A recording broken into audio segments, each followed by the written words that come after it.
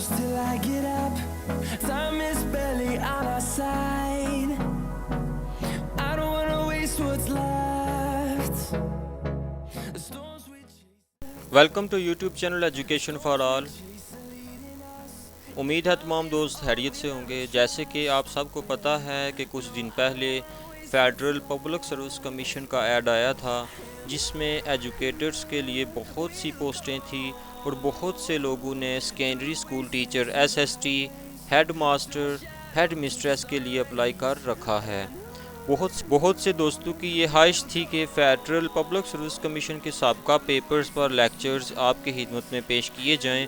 तो दोस्तों, आज की क्लास में हम secondary school teacher batch 1 2018 federal public service commission के पेपर को सॉल्व करने की कोशिश करेंगे। इसके बाद इंशाल्लाह हम हेड मास्टर, हेड मिस्ट्रेस के जितने भी साबका पेपर्स हैं और secondary school teacher, SST, batch 1, batch 2, batch 3 जितने भी पेपर्स हमारे पास आएंगे हम आपकी खिदमत में पेश करने की कोशिश करेंगे। और जिन दोस्तों ने हमारे इस यूट्यूब चैनल को अब तक सब्सक्राइब नहीं किया तो आपसे गुजारिश है कि हमारे इस यूट्यूब चैनल को जल्दी से सब्सक्राइब कर दें, बेल आइकन को प्रेस कर दें, ताकि आने वाली लेटेस्ट वीडियोस जो कि federal public service commission, AJK public service commission और एनटीएस के पास्ट पेपर्स पर मुश्तमिल होंगी, आपको वक्त पर मिलती रहें। हमारी प्रीवियस जितनी भी क्लासेस हैं उनके लिंक्स नीचे डिस्क्रिप्शन बॉक्स में या आप हमारे यूट्यूब चैनल की प्लेलिस्ट में विज़िट कर सकते हैं। तो दोस्तों,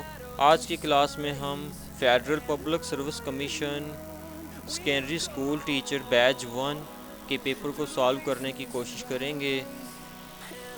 इस पेपर को सॉल्व करने से पहले हम इसका पैटर्न देख लेते हैं कि किस किस्म के जो क्वेश्चंस हैं वो पेपर में आते हैं और कौन कौन सी डिफरेंट कैटेगरीज़ हैं। तो इस टेस्ट में पार्ट 1 जो है इसमें ऑब्जेक्टिव टाइप के क्वेश्चन होते हैं और इंग्लिश के 20 मार्क्स के एमसीक्यूज़ आते हैं।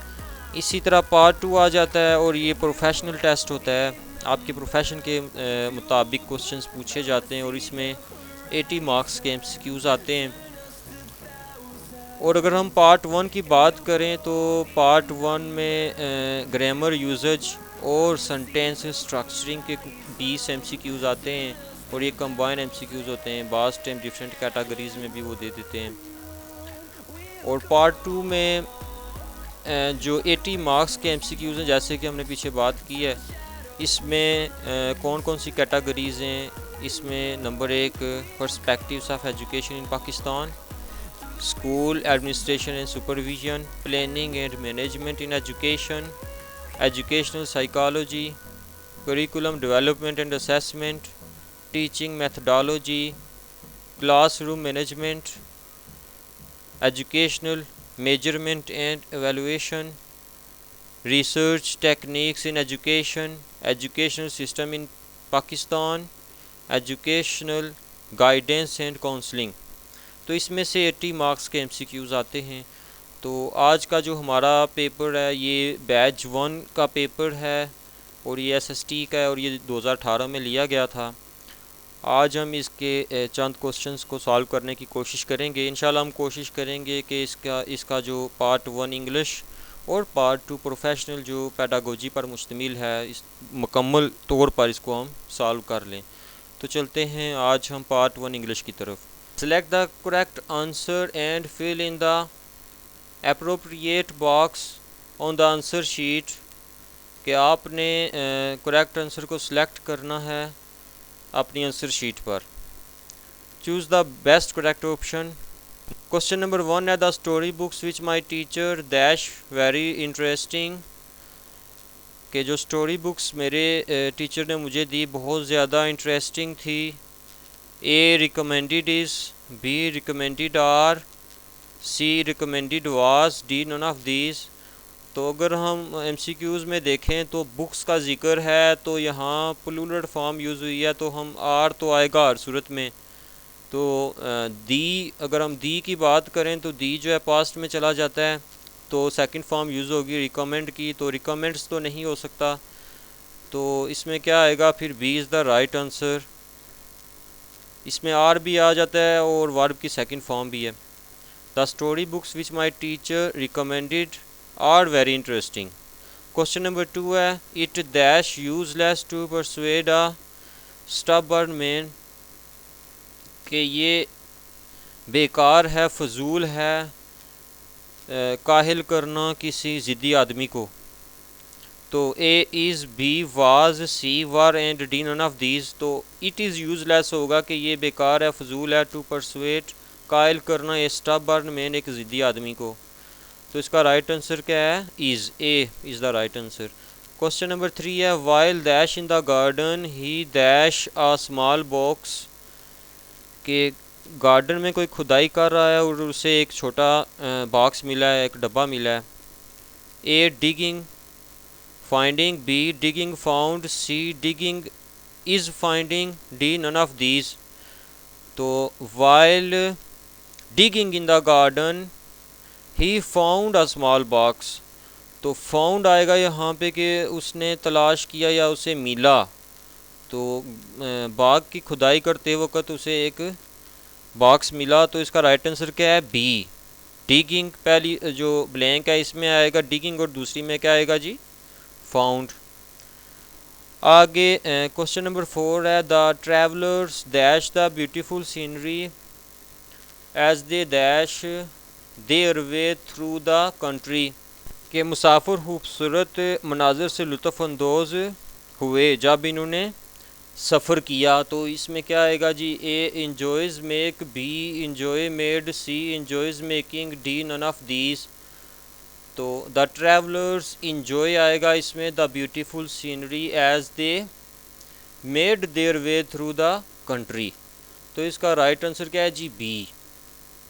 क्वेश्चन नंबर 5 है dash through an old album Aliya dash by some of the photographs, के एक पुराने एल्बम को देखकर आलिया को कुछ तस्वीर ने हैरत में मुब्तला कर दिया। तो इसमें इन दोनों ब्लैंक्स में क्या आएगा? A looking was amused, B looks amused, C looking has amused and D none of these. तो इसमें क्या आएगा dear followers? Looking. Looking through an old album Alia was amused, was amused by some of the photographs. तो इसका right answer क्या है? ए। Question number 6 है he seems to be quite ignorant dash the facts, A at, B in, C of, D none of these. तो इसमें क्या आएगा? He seems to be quite ignorant of the facts, C is the right answer. आगे question number 7 है the case has been delayed because we have no access dash the relevant data, कि case जो था वो delay हो गया क्योंकि हमारे पास उसके मुतल्लक मवाद नहीं था। इसमें क्या आएगा? A of, B to, C in, D none of these. तो इसमें क्या आएगा जी? We have no access to the relevant data, B is the right answer. आगे क्वेश्चन नंबर 8 है he seems to be quite contented dash his life, कि वो अपनी ज़िंदगी में बहुत पुरसकून नज़र आता है। A at, B of, C with, D none of these. तो इसमें क्या आएगा जी? C with. He seems to be quite contented with his life. आगे क्वेश्चन नंबर 9 है we must adhere the our noble traditions, कि हमें अपनी अजीम रवायात पर अमल पैरा होना चाहिए। इसमें इस ब्लैंक में क्या आएगा? A to, B with, C at, D none of these. तो इसका राइट आंसर क्या है जी? A to. We must adhere to our noble traditions. Question number 10 है even his opponents admit that he is endowed dash rare talents, हत्ता के उसके मुखालफीन भी एतराफ़ करते हैं कि वो नायाब सलाहियतों का हामिल है। तो इस ब्लैंक में क्या आएगा? A of, B with, C at, D none of these. तो even his opponents admit that he is endowed with rare talents, कि हत्ता कि उसके मुखालिफिन भी इस बात का एतराफ़ करते हैं कि वो नायाब सलाहियतों का मालिक है। क्वेश्चन नंबर 11 है I laughed dash him dash making a silly mistake, A on for, B on of, C at for, D none of these. तो I laughed at him for making a silly mistake, तो C is the right answer. Question number 12 है the gift was bought dash her, A for, B of, C at, D none of these. तो a gift was bought for her, तो जो तोहफ़ा था वो उसके लिए ख़रीदा गया, तो इसमें क्या आएगा फॉर। आगे क्वेश्चन नंबर 13 है, ये MCQs भी सेम है लेकिन इसके ऑप्शन थोड़े से डिफरेंट हैं। The gift was bought dash her, के तोहफ़ा उससे ख़रीदा गया, उस लड़की से ख़रीदा गया। A of, B O double F of, C by, D none of these. तो the gift was bought by her, तो इसमें क्या आएगा जी सी बाय। क्वेश्चन नंबर 14 है the gift was bought dash her, ये भी सेम MCQs है। A on, B of, C from and D none of these. तो इसमें क्या आएगा the gift was bought from her, C is the right answer. आगे question number 15 है an honest person always speaks the dash, A true, B truth, C truly, D none of these. एक ईमानदार आदमी हमेशा सच बोलता है, B is the right answer, always speaks the truth, ये अक्सर आपने सुना होगा। क्वेश्चन नंबर 16 है dash people don't spend their money foolishly, कि कौन से लोग हैं जो बेवकूफ़ाना तौर पर अपने पैसे इस्तेमाल नहीं करते, फुलिशली अपने पैसे इस्तेमाल नहीं करते। A wise, B wisely, C wisdom, D none of these. तो जो अक्लमंद लोग होते हैं, वाइज लोग होते हैं, वो अपने पैसे फुलिशली इस्तेमाल नहीं करते, A is the right answer. आगे क्वेश्चन नंबर 17 है as it was a minor dash the traffic policeman let him off with the warning, कि ये एक मामूली जुर्म था जिसकी वजह से पुलिस वाले ने उसे वार्निंग देकर छोड़ दिया। A offend, B offence, C offender, D none of these. तो as it was a minor offence, B is the right answer. आगे क्वेश्चन नंबर 18 है the patrol boat picked up a signal of a ship in dash, A distress, B distressed, C distressingly, D none of these. तो इसका right answer क्या है जी ए distress. आगे इसका दूसरा पार्ट है choose the correct option in place of the underlined part from the given option, कि जो अंडरलाइन किया गया है MCQs में, इसका नीचे आपने मीनिंग बताना है कि करेक्ट आंसर क्या है इसका। तो क्वेश्चन नंबर 19 है my father's professional driver is young and energetic, कि मेरे वालिद साहब का जो ड्राइवर है वो प्रोफेशनल है और एनर्जेटिक है। ए तो प्रोफेशनल ड्राइवर से क्या मुराद है, A new motorist, C chauffeur, sorry B chauffeur, C operator of automobiles and D none of these. तो शोफर का क्या मतलब होता है जी, एक आदमी जो गाड़ी चलाता है उसका पेशा ही ड्राइविंग है, तो उसको हम क्या बोलते हैं इंग्लिश में, chauffeur. B is the right answer. Question number 20 है his leader will not forgive him for the foolish mistake, कि उसका जो लीडर है उसे माफ़ नहीं करेगा इस फुलिश मिस्टेक की वजह से। तो ए वूपर, बी ब्लंडर, सी बड़ा, डी नन ऑफ दीज। तो डियर फॉलोवर्स फुलिश मिस्टेक से क्या मुराद है, B blunder, B is the right answer. तो दोस्तों उम्मीद है आज की क्लास से आपको बहुत कुछ सीखने को मिला होगा।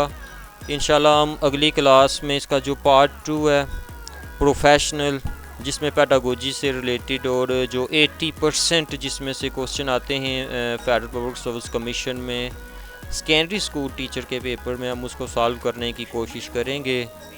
तो इंशाल्लाह हमारी कोशिश होगी कि secondary school teacher federal public service commission के जितने भी पेपर हैं, बैच 1, बैच 2, बैच 3 और इसी तरह हेड मास्टर, हेड मिस्ट्रेस के जितने भी पेपर्स हैं उनके ऊपर एक मुकम्मल लेक्चर्स आपकी खिदमत में पेश किए जाएँ, ताकि आपकी बेहतरीन अंदाज में फेडरल पब्लिक सर्विस कमीशन की तैयारी हो सके और इंशाल्लाह 3 माह के अंदर अंदर ये फेडरल पब्लिक सर्विस कमीशन का टेस्ट लिया जाएगा। अपना बहुत ख्याल रखिएगा। इंशाल्लाह अगली क्लास के साथ जो कि पार्ट 2 पर मुश्तमिल है, बैच 1 सेकेंडरी स्कूल टीचर की प्रोफेशनल स्किल्स पर मुश्तमिल है, आपकी खिदमत में पेश करने की कोशिश करेंगे। अपना बहुत ख्याल रखिएगा। और जिन दोस्तों ने हमारा यूट्यूब चैनल सब्सक्राइब नहीं किया, आपसे रिक्वेस्ट है जल्दी से हमारे इस यूट्यूब चैनल को सब्सक्राइब कर दें, बेल आइकन को प्रेस कर दें, ताकि आने वाली लेटेस्ट वीडियोज़ आपको वक्त पर मिलती रहें। अपना बहुत ख्याल रखिएगा। अल्लाह हाफिज़।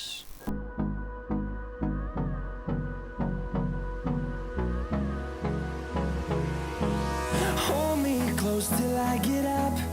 Time is barely on our side. I don't wanna waste what's left.